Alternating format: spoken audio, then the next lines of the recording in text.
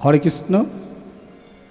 সুধী ভক্তমণ্ডলী, অত্যন্ত আনন্দের সঙ্গে জানাই যে পশ্চিমবঙ্গ সরকারের স্টেট রুরাল ডেভেলপমেন্ট অথরিটির চেয়ারম্যান মাননীয় শ্রী অনুব্রত মণ্ডল মহাশয় আমাদের মধ্যে উপস্থিত হয়েছেন।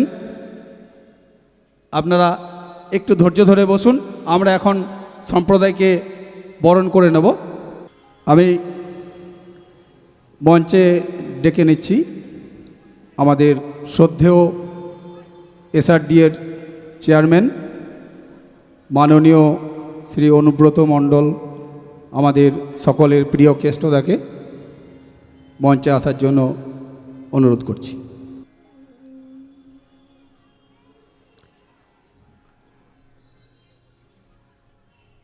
শাল দিয়ে অভিবাদন জানাচ্ছেন মাননীয় এসআরডি এর চেয়ারম্যান অনুব্রত মণ্ডল মহাশয়। জয় নিতাই গৌর প্রেমানন্দে, হরি হরি বল, হরি বল, হরি বল, হরি বল। এখন আমাদের দুর্গাপুজো কমিটির পক্ষ থেকে সাধারণ সম্পাদক আমাদের অনুব্রতদাকে উত্তরীয় শাল দিয়ে বরণ করছেন। জয় নিতাই গৌর প্রেমানন্দে, হরি হরি বল, হরি বল, হরি বল।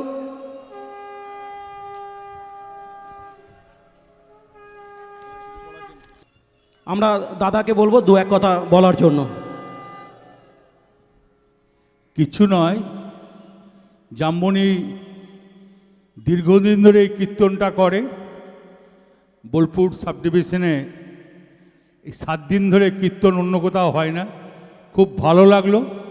কীর্তন জগৎ আবার ফিরে এসছে। উনি বলছেন যে ভক্তি আগে না মুক্তি আগে, কোনটা বড় সেটা নিয়ে আলোচনা করতে বলছেন। ঠিক আছে, আমি সংক্ষেপে বলবো। ভক্তি মানে সেবা আর মুক্তি মানে নিবৃত্তি। তাহলে কোনটা ভালো? যেটা আপনি ভালো মনে করবেন সেটাই ভালো। আপনি যদি মনে করেন যে না আমি সেবা করব না, কোনো বন্ধনের মধ্যে থাকবো না, তাহলে আপনার কাছে মুক্তিটাই শ্রেষ্ঠ হবে। কিন্তু আপনি যদি রবীন্দ্রনাথের মতন বলেন যে না, সমস্ত কিছু ভুলে গিয়ে শুধুমাত্র মুক্তি সাধনা আমার সাধনা নয়, আমি সমস্ত কর্মের মধ্যে দিয়েই মুক্তি পেতে চাই, তাহলে আপনার ভক্তি দরকার। কারণ ভক্তি ছাড়া আপনি তো সেবার মাধ্যমে ভগবানের কাছে এগোতে পারবেন না। তাই ভক্তি বলে সেবার মাধ্যমে ভগবানের কাছে এগিয়ে যাওয়া, আর যোগ বা বেদান্ত দর্শন বলে যে শুধু ব্রহ্ম চিন্তার মধ্যে দিয়ে ব্রহ্মের সঙ্গে বিলীন হওয়া। দুটো এক নয়, দুটোর মতন শ্রেষ্ঠ। যে যে ভাবের ভাবুক সে সেই পথে এগিয়ে যেতে পারে। ভগবান আমাকে দিয়ে কীর্তনের সেবাটা করিয়ে নিতে ভালোবাসেন, সেই জন্য আমার শত্রুর কোনো অভাব নেই। পথে ঘাটে চলতে ফিরতে হাজারে হাজারে শত্রু চারিদিকে আমার দিকে তীক্ষ্ণ দৃষ্টিতে তাকিয়ে থাকে, এবং ঈর্ষায় কাতর বহু মানুষ আমাকে অপছন্দও করেন। সেই জন্য এত বেশি প্রচার করে ফেললে পরে তারা আমার আরও গভীর, আরও বড় শত্রুতে পরিণত হতে পারে। পৃথিবীতে মন্দ লোকের থেকে ভালো লোকের সংখ্যাটা বেশি। এখনও পৃথিবীতে মন্দ লোকের থেকে ভালো লোকের সংখ্যাটা বেশি বলেই সূর্য পূর্ব দিকে উঠছে আর বাতাসের মধ্যে অক্সিজেন পাওয়া যাচ্ছে। যদি এই ভালো লোকের সংখ্যাটা বেশি না হতো, তাহলে হয়তো আমরা সকলেই যতটুকু শান্তিতে আছি এই শান্তিতে থাকতে পারতাম না। যে শ্লোকটি দিয়ে আমি আজকে শুরু করলাম আমার বক্তব্য, এই শ্লোকটি আমি অনেকদিন বলিনি। অনেকদিন কেন, মানে 20-15 বছরের মধ্যে বোধহয় এই শ্লোকটি আলোচনা করা হয়নি। আমি আজকে একটু শ্লোকটি আলোচনা করতে চাইছি, কারণ শ্লোকটি আমার তো নয়। শ্লোকটির রচনা করেছেন স্বয়ং চৈতন্য মহাপ্রভু। আপনারা সবাই মহাপ্রভুকে ভালোবাসেন, কারণ মহাপ্রভুর প্রিয় সম্পদ এই কীর্তন গান। সেই কীর্তন গানকে ভালোবেসে আপনারা কত জায়গায় ছুটে যান, এখানেও ছুটে এসেছেন। মহাপ্রভুকে মনে প্রাণে ভালোবাসেন, কীর্তনকে ভালোবাসেন সেই কারণেই। কারণ কীর্তনের পিতা হচ্ছেন চৈতন্য মহাপ্রভু, কীর্তনের সৃষ্টিকর্তা চৈতন্য মহাপ্রভু। যদিও তার আগেও কীর্তন ছিল, কিন্তু কীর্তন এত পরিপূর্ণ রূপে ছিল না, এত রকমভাবে বিচিত্র রসাস্বাদনের কীর্তন ছিল না। মহাপ্রভু আসাতে কীর্তন যেন একদম তার শিখরে পৌঁছেছে, তার সমৃদ্ধির শিখরে পৌঁছেছে। যদি চৈতন্য মহাপ্রভু বাংলায় না আসতেন, তাহলে কীর্তনের এত উচ্চ মান আমরা হয়তো কোনো দিন পেতাম না।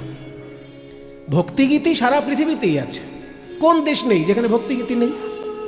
সব দেশেই সব ধর্মের ভক্তিগীতি আছে, কিন্তু কীর্তনের স্থান আর এমনি ওর কোনো সাধারণ কোনো ভক্তিগীতির স্থান আকাশ পাতাল হয়ে যায়।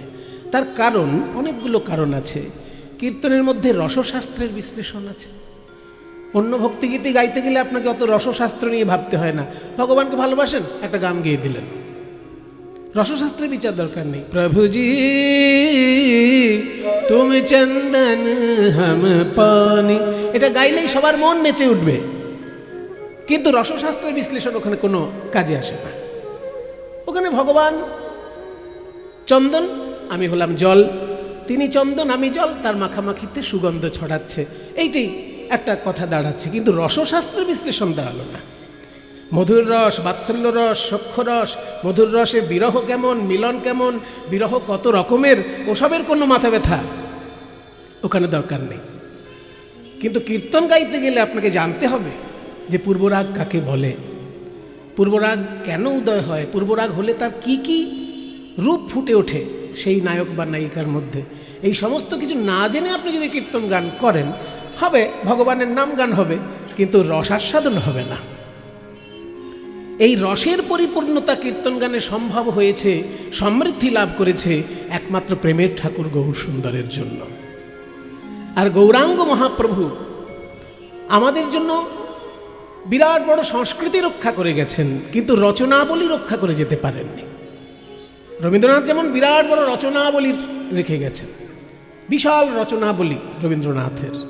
স্বামী বিবেকানন্দের রচনাও খুব একটা কম নয়, যদিও তার ভাষণটা রচনার থেকে পরিমাণে বেশি।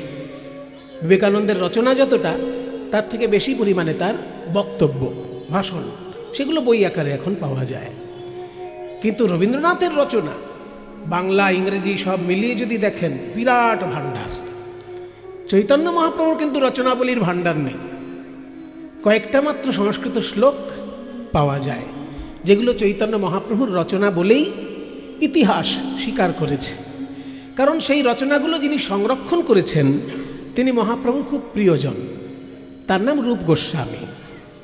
রূপ গোস্বামীর একটা নেশা ছিল সুন্দর সুন্দর কবিতাকে এক জায়গায় গুছিয়ে রেখে দেওয়া, সুন্দর সুন্দর কবিতা। সেই মহাপ্রভুর জন্মের 300-400 বছর আগের কবিতাও পাওয়া যায় তার রচনায়। হ্যাঁ, মহাপ্রভুর জন্মের আগে থেকে 300-400 বছর আগের যেসব কবিতা, সেগুলোও তিনি সংরক্ষণ করেছেন। আর মহাপ্রভুর লেখা 8টি শ্লোক, সেটাও সংরক্ষণ করেছেন। সেই বইটার নাম হচ্ছে পদ্মাবলী, যে গ্রন্থের মধ্যে রূপ গোস্বামী এই সুন্দর সুন্দর কবিতাগুলোকে এক জায়গায় সংকলন করেছেন। কৃষ্ণদাস কবিরাজ আবার সেই পদ্মাবলী গ্রন্থ থেকে 8খানা শ্লোকই চৈতন্য চরিতামৃতের মধ্যে রেফারেন্স হিসেবে ব্যবহার করেছেন। তাই সাধারণ মানুষ যদি মহাপ্রভুর রচনাবলী পড়তে চায়, পদ্মাবলী গ্রন্থ তারা খুব একটা খুঁজে পাবে না, কারণ খুব বেশি পাওয়া যায় না, কখনো কখনো 2-4টে বেরোয়, বিক্রি হয়ে যায়। কিন্তু ঘরে ঘরে যেটা পাওয়া যাবে চৈতন্য চরিতামৃত। চৈতন্য চরিতামৃতের একদম শেষ অধ্যায়ে এই 8টি শ্লোক সযত্নে রক্ষা করেছেন কৃষ্ণদাস কবিরাজ গোস্বামী, এবং তার বাংলায় ভাবানুবাদ করে দিয়েছেন। এটা আরও মজার ব্যাপার, সংস্কৃত শ্লোকটার ভাবানুবাদ করে দিয়েছেন কৃষ্ণদাস কবিরাজ বাংলায়। সেই 8খানা শ্লোকের মধ্যে একটা শ্লোক আজকে আমি আপনাদের কাছে বললাম। আরেকবার বলি শ্লোকটা। না ধনং না জনং না সুন্দরিং কবিতাং বা জগদীশ কাময়ে মম জন্মনি জন্মনীশ্বরে ভবতাদ ভক্তিরহেতু কে ত্বয়ি না ধনং না জনং না সুন্দরিং। আপনারা শুনলেন, এবার বাড়িতে গিয়ে চৈতন্য চরিতামৃত খুলে মুখস্থ করে নেবেন। এইটা আপনাদের বাড়ির কাজ দেওয়া থাকলো। পরের আসরে যদি দেখা হয় আমাকে শুনিয়ে দেবেন মুখস্থ। তা নাহলে শুধু আসেন আর একটা পালা ঝালাপালা শুনে বাড়িতে চলে যান, এগুলো চলবে না। বাড়ির কাজ দেওয়া থাকলো এটা আপনাদেরকে। কারণ আমি তো বীরভূম ছেড়ে এখনই পালাচ্ছি না, যখন মনে হবে পালাবো, কিন্তু যতক্ষণ না পালাচ্ছি আপনাদেরকে আমি পড়া ধরবো। একটা পড়া ধরে দিলাম, একটা পড়া দিয়ে দিলাম আপনাদেরকে। মহাপ্রভুর লেখা শ্লোক, কাজেই আপনারা মুখস্থ করতে বাধ্য। যদি বলতাম আমার লেখা শ্লোক, ও কারোর গায়ে লাগতো, মুখস্থ কিসের করবে, কেন করতে যাব, কোথাকার সুমন, কেন মুখস্থ করবো? কিন্তু মহাপ্রভুকে তার বলতে পারবেন না কোথাকার মহাপ্রভু? আপনাদের প্রাণের ধন মহাপ্রভু, কে যেন তার লেখা শ্লোক আমি শুধু সুরে তালে একটু পরিবেশন করলাম, মুখস্থ করার দায়িত্ব আপনাদের রইল। এবার ব্যাখ্যা করি। মহাপ্রভু কৃষ্ণকে উদ্দেশ্য করে বলছেন যে আমি তোমার কাছে কি কি চাই না আর কি কি চাই।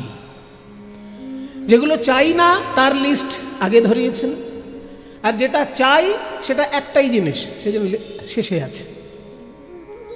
যেটা যেটা চাই না সেইগুলোকে বাছাটা খুব কঠিন কাজ। মনে করুন আপনার কাছে 4টে জিনিস আছে, একটা বাড়ি আছে, একটা গাড়ি আছে, একটা শাড়ি আছে, এক থালা ভাত আছে।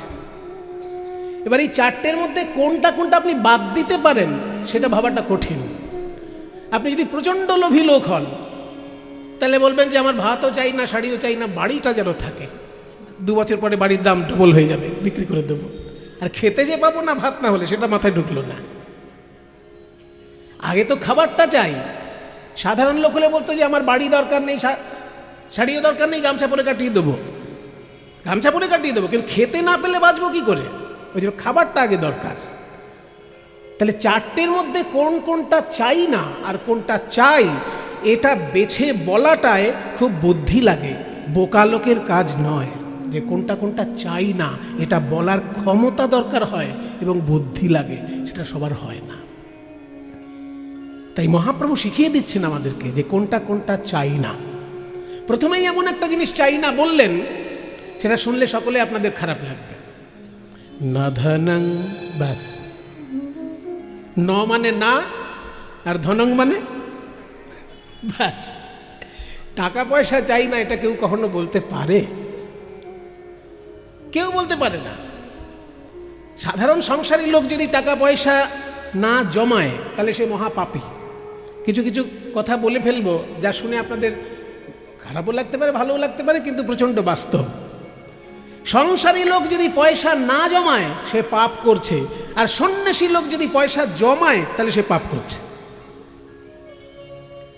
এটা আমার কথা নয়, চৈতন্য মহাপ্রভুর কথা। চৈতন্য মহাপ্রভুর জীবনীটা খুলে দেখুন, পেয়ে যাবেন সেইখানে। গোবিন্দ ঘোষ যখন মহাপ্রভুকে একটু আমলকি খেতে দিল মুখ শুদ্ধি হিসেবে, পরের দিন আবার সেই আমলকি একটুখানি জমিয়ে রেখেছিল, পরের দিন সেই জমানো আমলকিটা বার করে মহাপ্রভুকে দিয়েছে। তখন মহাপ্রভু বললেন, কালকে আমলকি আনতে তোমার এত দেরি হলো, আজকে আমলকি আনতে এত তাড়াতাড়ি দিলে কি করে? বলে, কালকে যে ভিক্ষে করেছিলাম সেটা জমিয়ে রেখেছিলাম, আজকে তোমায় দিয়ে দিলাম। সঙ্গে সঙ্গে মহাপ্রভু বললেন যে তুমি সন্ন্যাসীর সঙ্গে থাকবে আর সংসারী লোকের মতো ব্যবহার করবে, তাহলে তো তোমার আমার সঙ্গে থাকা চলবে না। কত কঠোর মহাপ্রভু দেখেছেন বৈরাগ্যের ব্যাপারে, কত কঠোর। এরকম কঠোর কজনকে পাবেন? বলছেন তুমি আমার সঙ্গে যখন থাকবে সন্ন্যাসীর নিয়ম মেনে চলতে হবে তোমাকেও, আমার সঙ্গে থাকবে, অথচ তুমি সংসারী লোকের মতো ব্যবহার করবে, সেটা হবে না। সন্ন্যাসীর নাহি হয় সঞ্চয়ে অধিকার, অতএব আমি তোমায় করিলাম নির্ধার। তোমাকে আমি আজ থেকে ত্যাগ করলাম, কারণ সন্ন্যাসীর কখনো সঞ্চয়ে অধিকার নেই। এটা মহাপ্রভু একদম পরিষ্কার বলে দিয়েছেন। কাজেই কোনো সন্ন্যাসী যদি সঞ্চয় করেন তিনি দয়া করে আমাকে ক্ষমা করবেন। আমি মহাপ্রভুর জীবনীতে যেটা পেয়েছি সেটা তো বলতে বাধ্য, কারণ তার কথাগুলো বলার জন্যই আমাকে ডেকে এনেছেন সবাই। সন্ন্যাসী লোক যদি সঞ্চয় করে তাহলে সে পাপী, আর সংসারী লোক যদি সঞ্চয় না করে তাহলে সে পাপী। তার উদাহরণও মহাপ্রভু রেখেছেন। সংসারী লোক যদি সঞ্চয় না করে সে যে পাপী, তারও উদাহরণ মহাপ্রভু রেখেছেন। কোথায়? বাসুদেব দত্ত। বাসুদেব দত্ত একবার প্রতিবার উৎসব করত, এত উৎসব করত যে তার চারিদিকে ধার দেনা হয়ে যেত। লোকের কাছে ধার করে উৎসব করত। আমার এই বদভ্যাসটা ছিল। আমিও যখন উৎসব করতাম হাতে পয়সা থাকতো না, ধার করে উৎসব করলাম। প্রত্যেকবারই ধার হয়, তারপরে কীর্তন টীর্তন গিয়ে ধারগুলো শোধ করে দিই। এরকম বছরের পর বছর চলেছে। যেই করোনায় এসে পড়লাম, ধার করা হয়ে গেছে, এবার করোনায় গান বন্ধ, আর পয়সা নেই, লোককে ধার শোধ করা যাচ্ছে না। শেষকালে হলো কি জানেন? 2 লক্ষ টাকা সুদ দিতে হয়েছে শুধু। তখন থেকে কান ধরেছি যে ধার করে আর উৎসব করব না। আমি পাপ করেছি, ধার করে যখন আমি উৎসব করেছি আমি পাপ করেছি। এই পাপ মহাপ্রভুর যুগেও একজন করেছে, তার নাম বাসুদেব দত্ত। তখন মহাপ্রভু বাসুদেব দত্তকে ধমক দিয়েছিলেন যে তুমি সংসারী লোক হয়ে কেন এরকম ভাবে ধার দেনা করে উৎসব করছো? সংসারী লোক হয়ে এরকম ধার দেনা করে উৎসব করছো, তোমার লজ্জা করে না? তোমার কাছে কোনোদিন লক্ষ্মী আসবে? লক্ষ্মী তোমাকে দূর থেকে দেখেই পালিয়ে যাবে।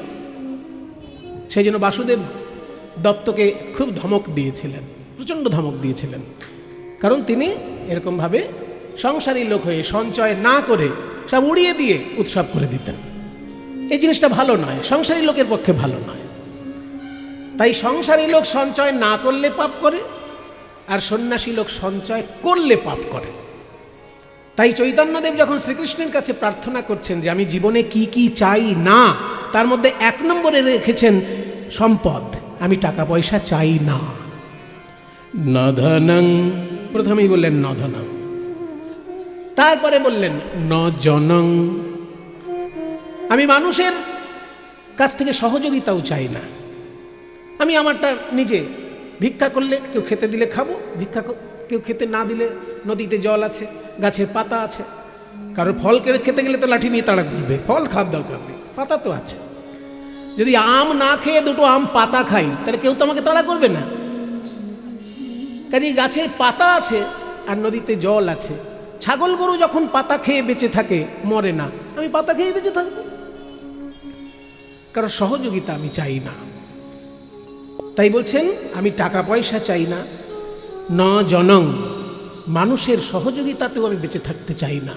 আরও যেটা চাইলেন ন সুন্দরীং কবিতাং। এখানে কিছু কিছু বোকা লোকে ব্যাখ্যা করে সুন্দরীকেও চাই না, কবিতাকেও চাই না। কথাটা ঠিক তা নয়। সুন্দরী কবিতা চাই না, এখানে সুন্দরী শব্দটা অ্যাডজেক্টিভ, কবিতা শব্দটাই নাউন। সুন্দরী কবিতা মানে সুন্দর কাব্য শক্তি। সুন্দরী অ্যান্ড কবিতা সেটা কিন্তু নয়। সুন্দর কবিতা, কবিতাটা যেহেতু স্ত্রীলিঙ্গ ওই জন্য তার অ্যাডজেক্টিভটা স্ত্রীলিঙ্গ। এটা সংস্কৃতের নিয়ম।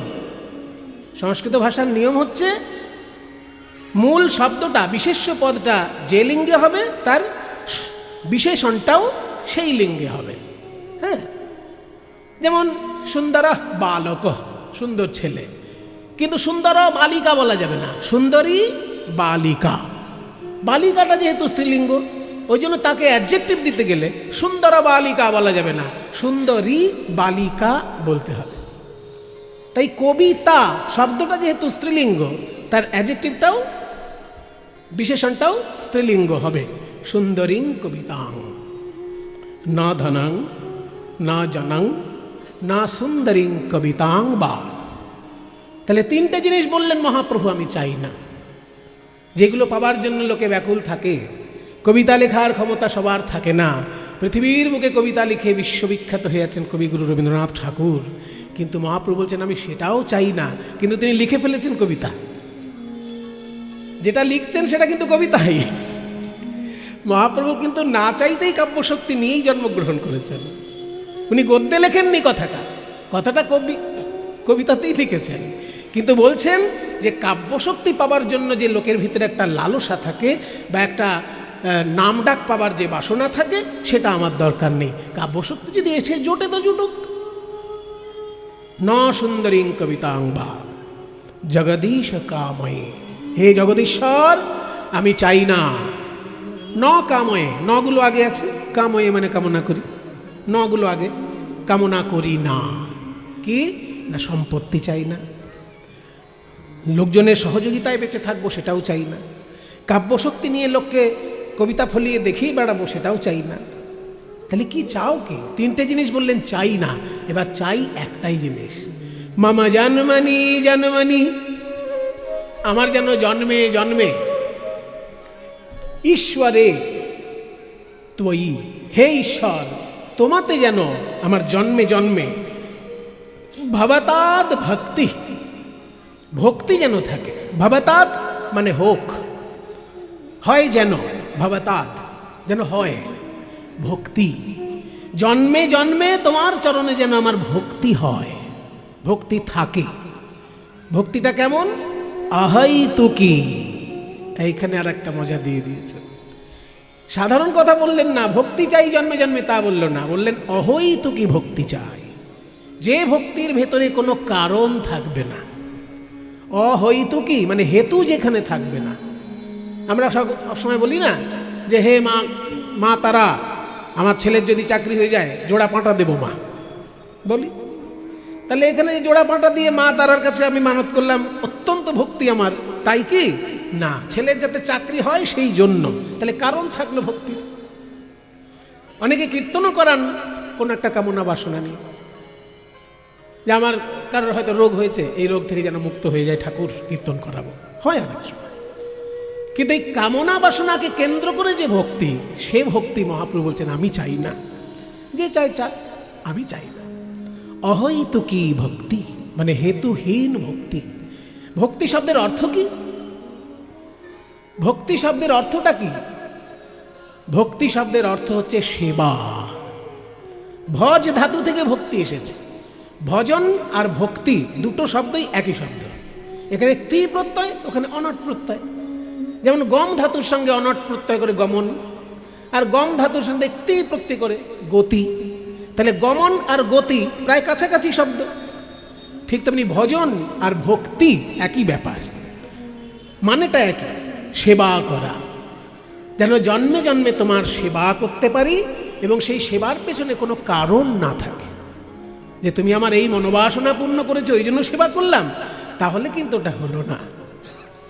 মম জনমনি জনমনি ঈশ্বরে, মম জনমনি জনমনি ঈশ্বরে, মম জনমনি জনমনি ঈশ্বরে, মম জনমনি জনমনি ঈশ্বরে, ভবতাদ ভক্তির হেতুকে ত্বয়ি, ভবতাদ ভক্তির হেতুকে ত্বয়ি, ন ধনং ন জনং ন সুন্দরীং কবিতাং বা জগদীশ কাময়ে, মম জনমনি জনমনীশ্বরে, ভবতাদ ভক্তির হেতুকে ত্বয়ি, মম জন্মনি জন্মনি ঈশ্বরে, ভবতাদ ভক্তির হেতুকে ত্বয়ি।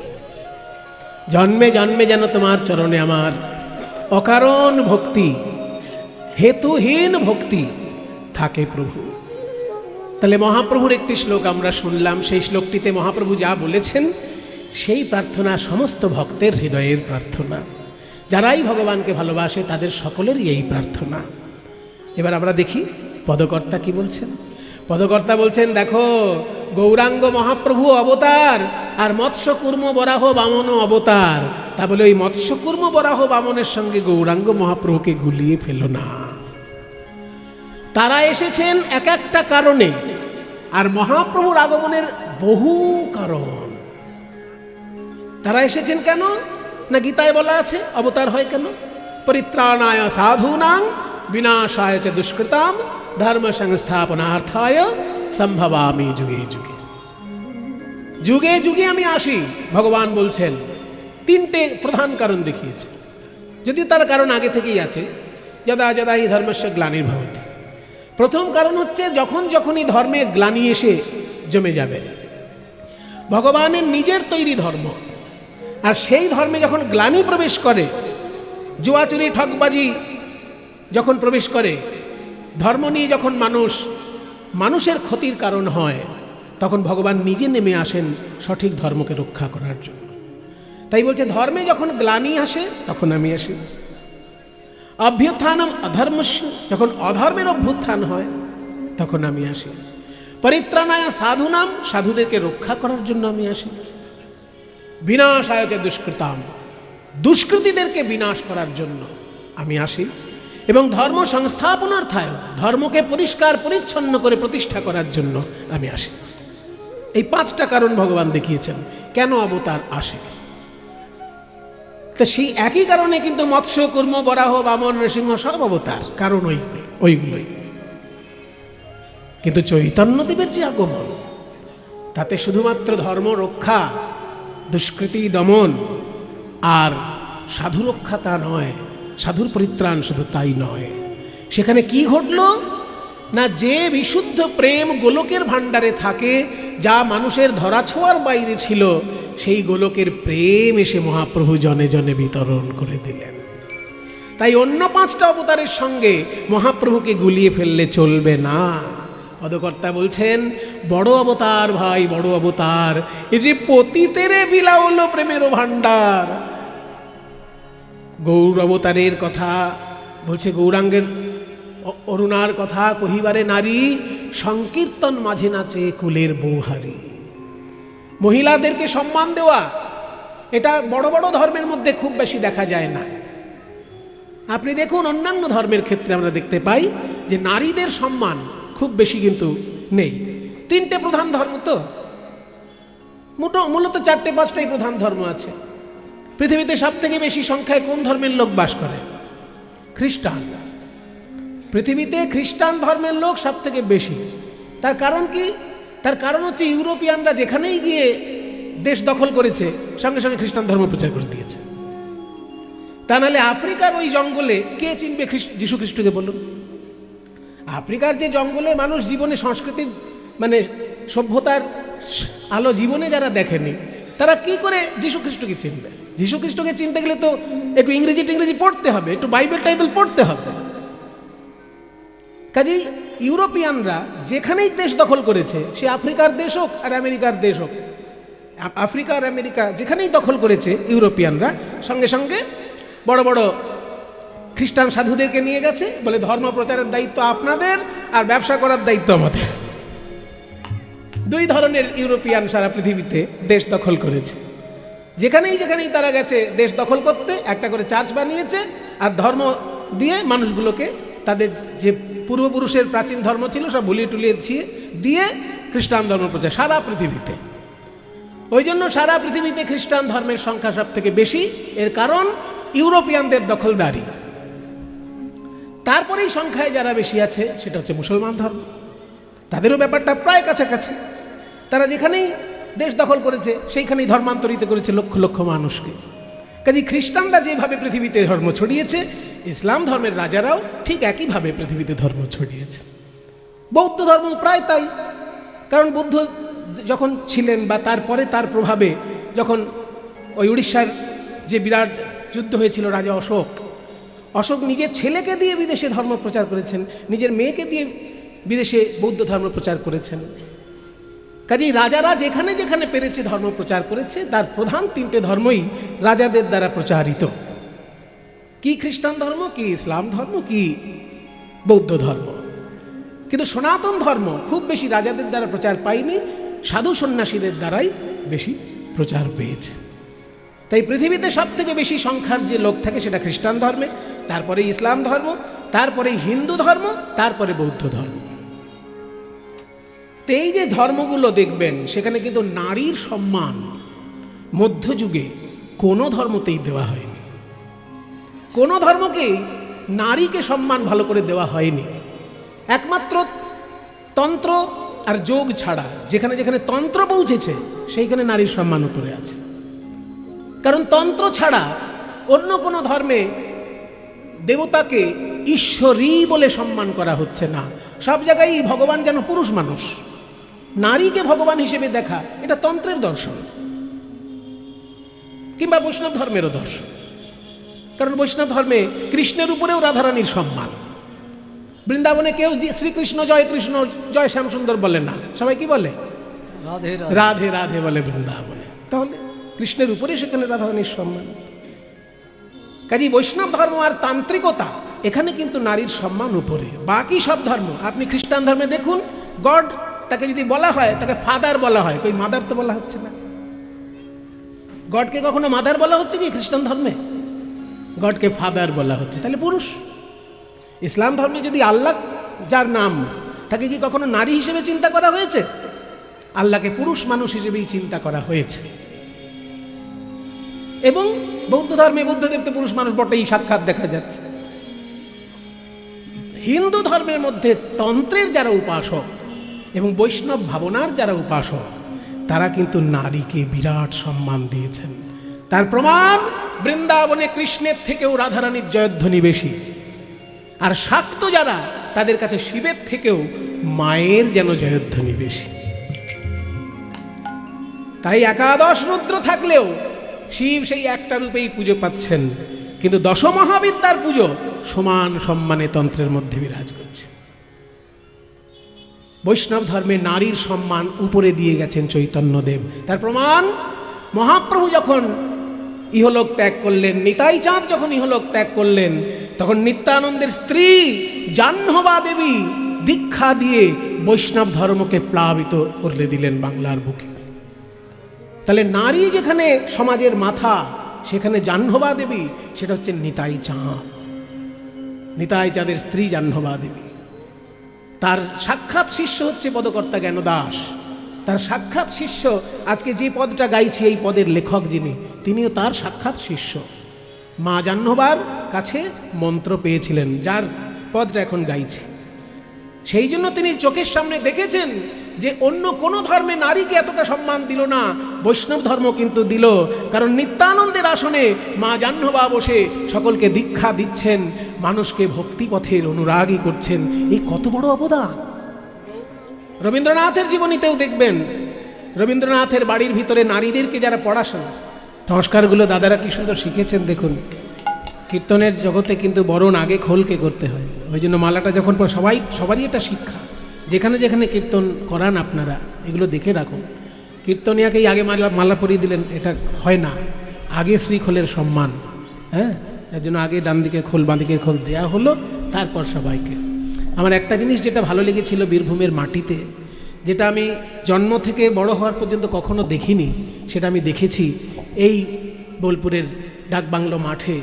সেটা হচ্ছে যে আমি ছোটোবেলায় ডক্টর মহানামব্রত ব্রহ্মচারীর একটা নগর কীর্তনে গিয়েছিলাম। সেখানে 1000 শ্রীখোলের একটা নগর কীর্তন দেখেছিলাম।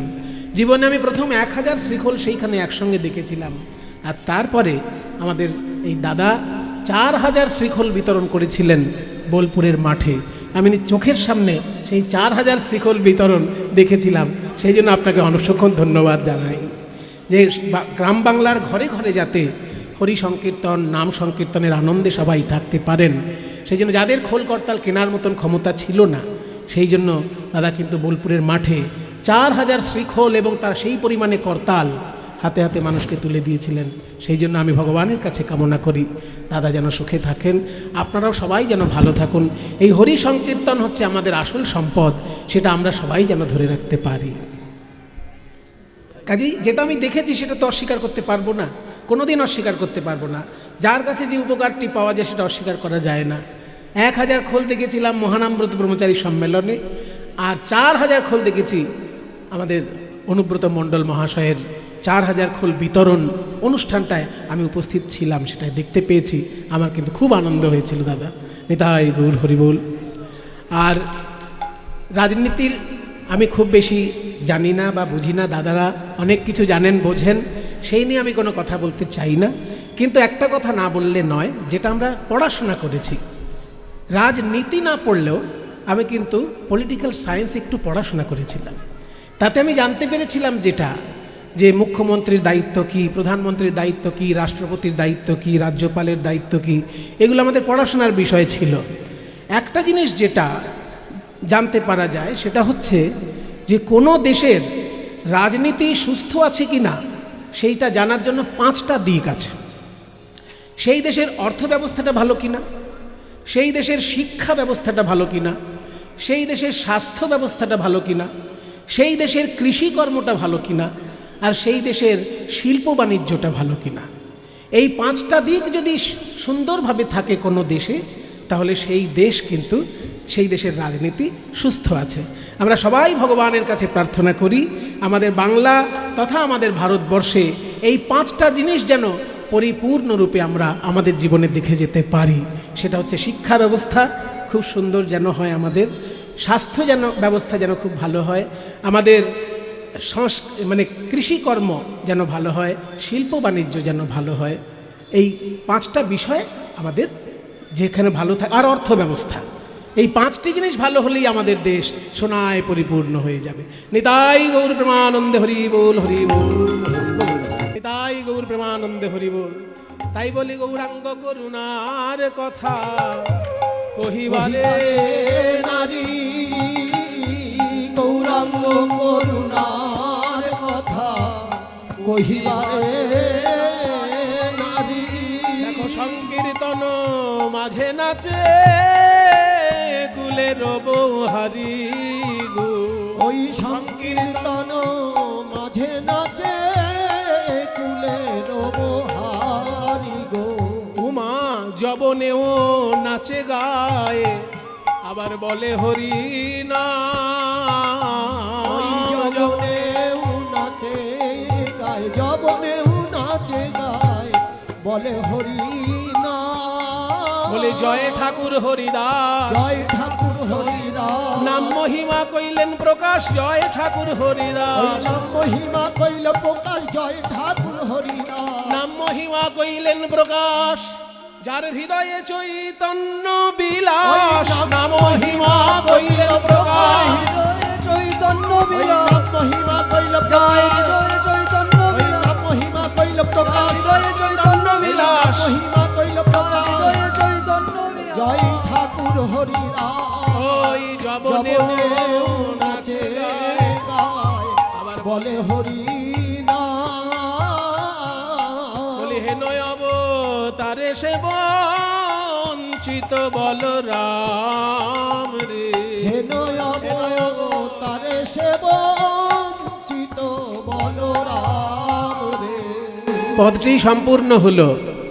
পদের লেখক হচ্ছেন বলরাম দাস। এই যে বলরাম দাস, ইনি সাক্ষাৎ নিত্যানন্দ পত্নী জাহ্নবা মায়ের শিষ্য। সেই জন্য এনারা চোখে যা দেখেছেন সেটাই পদে লিখেছেন, যে নারীর মহিমা এই রকম আগে দেখা যায়নি। চৈতন্যর বৈষ্ণব আন্দোলনে যেটা দেখা গেল, শিক্ষার শুধুমাত্র কক্ষিগত না করে সমস্ত মানুষের মধ্যে ছড়িয়ে দেওয়া, এটাও বৈষ্ণব আন্দোলন। কারণ আগেকার দিনে ধারণা ছিল যে পড়াশোনা জানে সেই কবিতা লিখবে, কিন্তু বৈষ্ণব ভাবনায় কি এলো, যে পড়াশোনা জানে না সেও একটা বৈষ্ণব পদ রচনা করছে। হয়তো শুনতে সাহিত্যিক মূল্য তার খুব বেশি নেই, কিন্তু ভাব তো আছে। কাজেই শিক্ষাকে সর্বস্তরে পৌঁছে দেওয়া, এটাও বৈষ্ণব আন্দোলনের একটা বিরাট বড় ফল। তারপরে রাজা অহংকার ত্যাগ করে ভিক্ষার ঝুলি নিয়ে ঘুরছে। এমনকি মুসলমান যারা, তারাও হরি সংকীর্তনের রসে প্লাবিত। তার সব থেকে বড় উদাহরণ হরিদাস ঠাকুর। আমাদের যুগের সব থেকে বড় উদাহরণ নজরুল ইসলাম। তার এত সুন্দর সুন্দর গান যে শুনলেই চোখে জল আসে। আজকে কোটি কোটি মুসলমান বাংলায় আছে, কিন্তু নজরুল ইসলাম কই? নজরুল ইসলামের বড় অভাব হয়ে গেছে বাংলার বুকে। সারা পৃথিবীতে কোটি কোটি মুসলমান, কিন্তু নজরুল ইসলামের সংখ্যা একেবারেই কমে গেছে। নজরুল ইসলাম দরকার, মানুষের মধ্যে সঠিক সম্প্রীতি আনতে নজরুল ইসলাম দরকার, নইলে কে গাইবে?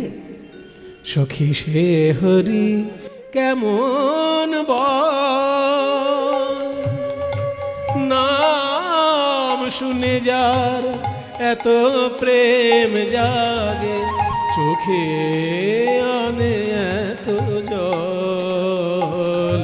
সখী সে হরি কেমন বল, নাম শুনে যা এত প্রেম জাগে, চোখে আরে এত জল।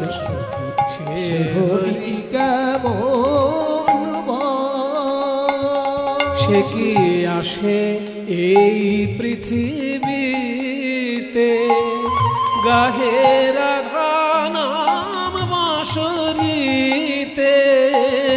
সে কি আসে এই পৃথিবীতে, গাহে রাধা নাম বাঁশরীতে। যার অনুরাগে বিরহ যমুনা হয়ে ওঠে চঞ্চল। সখী সে হরি কেমন বল, নাম শুনে যার এত প্রেম জাগে, চোখে আনে এত জল। সে হরি কেমন বল। নজরুল ইসলাম বলছেন, আপনারা তো ভগবানের নাম খুব ভালোবাসেন, আমাকে একটু বলতে পারবেন কোন নামে তাকে ডাকলে কাছে পাওয়া যায়? তারে কি নামে ডাকিলে আসে, কোন রূপ কোন গুণ পাইলে সে রাধা সম ভালোবাসে। তারে কি নামে ডাকিলে আসে। সারে মামা মামা মামা গরে রে পামা পর পামা গরে রে নি ধনি পদ ম প গম রে মগরে রে রে রে মামা মা বাবা পানি নি নি সা নি সা পানি নি নি নি নি পসা সা পানি পসা পানি পসা পানি সা রে রে নি দ প ম সা সা নি দ প নি দ প ম দা দা প ম গ প প ম গ রে মা ম গ রে গ রে সা রে সা নি সা কি নামে ডাকিলে আসে, কোন রূপ কোন গুণ পাইলে সে রাধা সম ভালোবাসে। সখী শুনেছি সে নাকি কালো, জালে কেমন সে এত আলো। সখী শুনেছি সে নাকি কালো, জলে কেমন সে এত আলো। মায়া ভুলাইতে মায়া বিষে নাকি করে গো মায়ার ছল।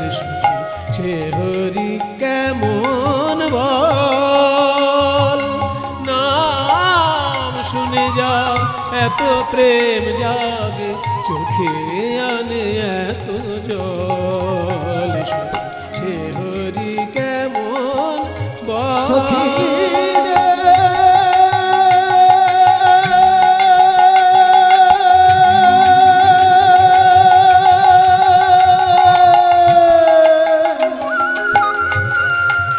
সখী রে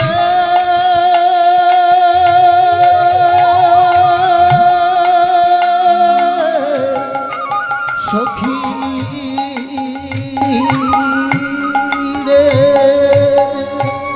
নজরুল ইসলাম যে শুধু বড় কবি ছিলেন তা নয়, বড় মানুষ ছিলেন। যতটুকু আমি শুনেছি সরস্বতী পিসি এবং অন্যান্য আমাদের আচার্যদের মুখে, তারা বলেছেন হরিদাস করের কণ্ঠে কীর্তন শুনে তিনি হরিদাস করকে হাতে ধরে নিয়ে গেছিলেন রেডিওতে কীর্তন গাইবার জন্য। তাহলে এগুলো তো কীর্তন জগতে তার অবদান, এগুলোকে ভুললে চলবে?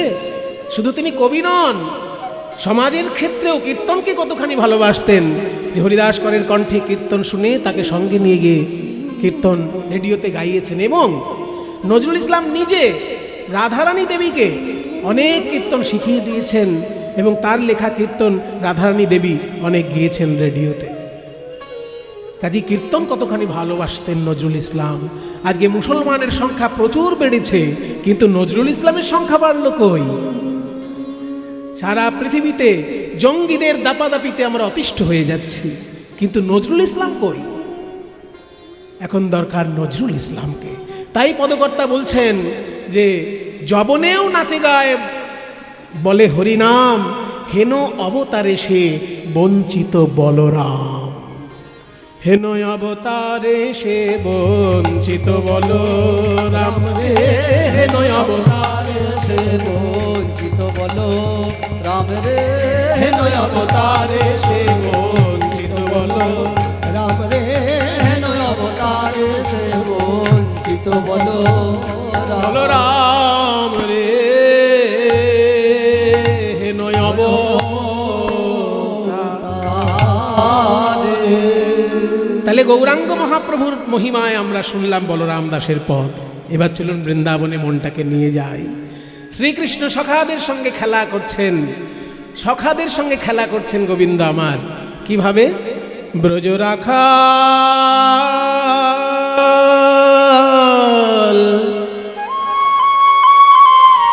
একটা অপ্রচলিত সুরে দাসপাড়ি তালের গান গাইছে।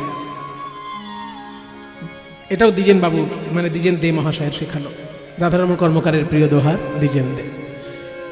ব্রজ রাখা কীর্তন জগতে এই সুরটির নাম হচ্ছে সারং। দুপুরবেলার রাগ সারং, কীর্তনে এইটিকেই সারঙের রূপ বলা হয়। ব্রজ রাখা যমুনার তীরে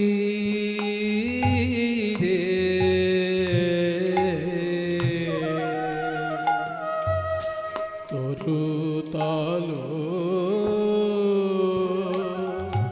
সুশীতল রে ব্রজ রাখা যমুনার তীরে হরি বল। তরুতল সুশীতল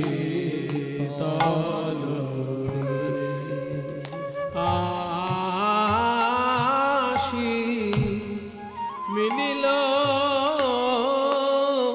দোনো ভাই রে সবে বলে ভালো ভালো আজ কি খেলা খেলিবে বলো সবে বলে ভালো ভালো আজ কি খেলা খেলিবে আহারে সবে বলে ভালো ভালো আজ কি খেলা খেলিবে বলো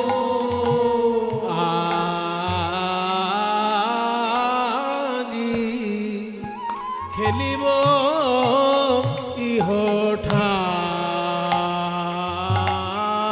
ইহঠাই রে এ যে পরম রমণীয় স্থান এ যে পরম রমণীয় আহা। স্থান বলি শ্রী যমুনার তীরে যে পরম রমণীয় স্থান শ্রী যমুনার তীরে যে আমাদের রামকানায়ের বিহার ভূমি ওই শ্রী যমুনার তীরে আমাদের রামকানায়ের বিহার ভূমি ওই শ্রী যমুনার তীরে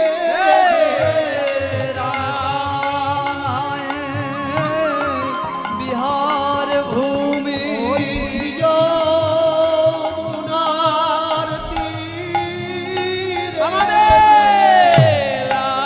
রামদায় বিহার ভূমি বলি যাই রে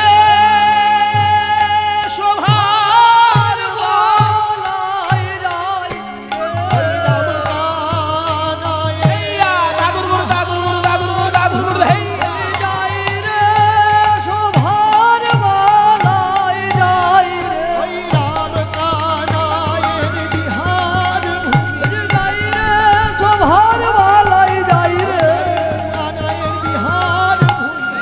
রে শোভার বালাই যাই রে। এ যে পরম রমণীয় স্থান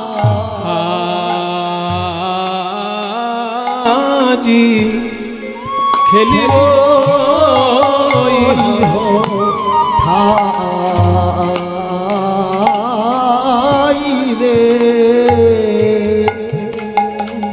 একটা দুর্লভ গানের রূপ আপনারা শুনলেন। সারাং রাগে দাসপেরি তালে গানটি হলো। বলছে সৃজমুনার তীর রাম কানাইয়ের বিহার ভূমি, এই যে পরম রমণীয় স্থান, আজকে এখানেই আমরা খেলা করব। এই খেলা তো করবি, কিন্তু গভীর জঙ্গলে যেন যাবি না। আজ আমরা রিভাবটা কমিয়ে রাখো একটু। আজ আমরা রাম কানাইয়ের সনে খেলবো রে। আমরা উলধ্বনি। আমরা রাম কানাইয়ের সনে খেলবো রে। আজ আমরা রাম কানাইয়ের সনে খেলবো রে। রাম কানাইয়ের সনে খেলবো রে। খেলা খেলবো রে, খেলা খেলবো রে, খেলা খেলবো রে, খেলা খেলবো রে। খেলা খেলবো, খেলবো। আমরা দূর বনে যাব না, খেলবো রে। আমরা দূর বনে যাব না, খেলবো রে। দূর বনে যাব না, আমাদের মা মানা করেছে। আমাদের মা মানা করেছে। দূর বনে যাব না, আমাদের মা মানা করেছে। দূর বনে যাব না। আমাদের মা মানা করেছে। খেলা খেলবো রে, খেলা খেলবো রে। খেলা খেলবো রে, খেলা খেলবো রে। আমরা রাম কানাইয়ের সনে খেলবো রে। আমরা রাম কানাইয়ের সনে খেলবো